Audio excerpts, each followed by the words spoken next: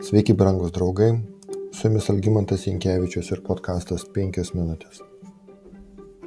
Dovydas buvo ne tik civilinis savo tautos valdovas, civilinė valdžia, bet ir viešpaties pateptasis. Dievo išrinktosios tautos vadovas ir tas, kuris turėjo palaikyti Dievo įstatymo laikymasi. Savo nuodėmę Dovydas papeikė viešpaties vardą. Todėl Dievas pasiuntė pranašą Nataną pas Dovydą, kad parodytų klystančiam karaliui jo nusikaltimo mastą ir paragintų jį atgailauti. Natanas nuėjęs pas karalių pradeda pasakoti istoriją. Du žmonės gyveno viename mieste. Vienas buvo turtuolis, o kitas skurdžius. Turtuolis turėjo labai daug avių ir galvijų, o skurdžius turėjo tik vieną mažą avelę, kurią buvo nusipirkęs. Ją užaugino, ji užaugo su juo ir jo vaikais, dalydavosi jo duonios kąsnių, gerdavo iš jo puoduko, glausdavosi jam ant kelių, ji buvo jam kaip duktė. Vieną dieną pas turtuolį atėjo pakeleivis. Turtuolis nenorėjo imti savo avies ar galvijo valgiui parengti atėjusiam keleiviui. Paėmė skurdžiaus avelę ir parengė ją svečiui. 2 Samuelio 12 skyrius. Galbūt Dovydas manė, kad pranašas Natanas jam pasakojo apie vieną iš atvejų, kai karalius kaip teisėjas turėjo išspręsti bylą. Alegorija tai palietė karaliaus teisingumo jausmą, kad akimirksniu sukėlė jo pasipiktinimą ir privertė jį paskelbti gana griežtą nuosprendį klastingam nusikaltėliui. Kaip gyvas viešpats, žmogus, kuris tai padarė, turi mirti. Be to, už avį jis turi atsilyginti keturgubai, nes padarė tokį dalyką ir nepasigailėjo. Į tai Natanas atsakė: tu esi tas žmogus. Pats Dovydas nuteisė save. Be to, jo poelgis su Urija Hetitu buvo daug baisesnis nei tas, už kurį jis paskubėjo paskelbti mirties nuosprendį kitam. Dovydui nebuvo jokio pateisinimo. Jis žinojo, kad klydo ir kad jo paties paskelbtas sprendimas buvo teisingas. Nepaisant nusikaltimo masto, jo sąžinė dar nemirė.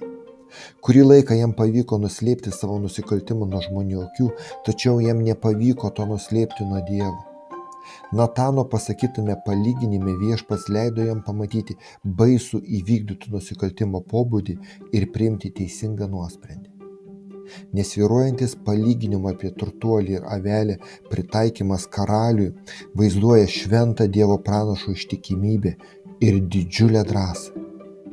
Taip pasakyti karaliui reikėjo ne tik drąsos, bet ir išminties.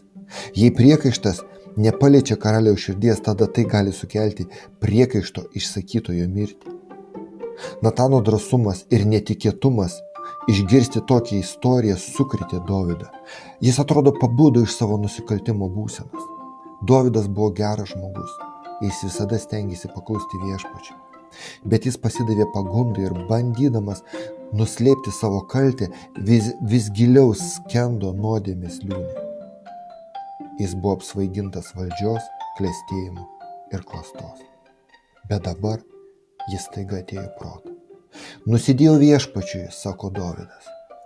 Jis pripažįsta, kad negali kaltinti kito išskyrus save patį. Jo gili atgaila sudėta į 2 psalmės, 32 ir 51.